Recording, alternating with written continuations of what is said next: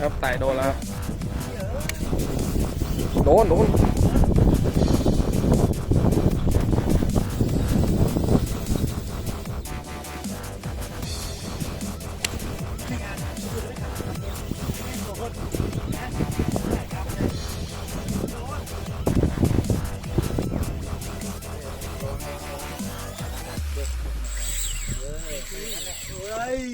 นั่งนอนจริงๆยอดยุบปุ๊บ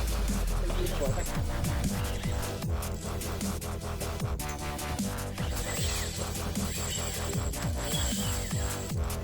คิดไปแล้วใช่ไหม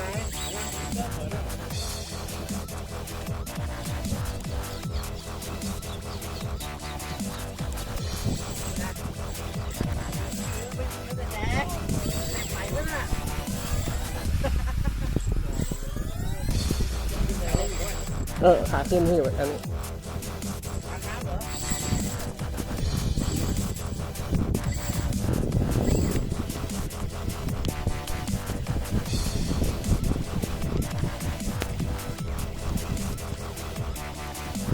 ไม่อยู่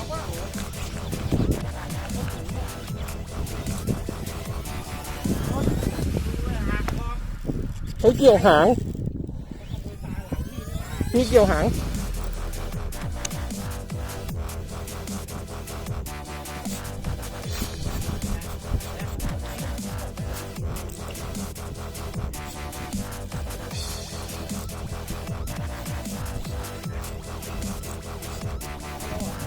ใช่พี่สโลว์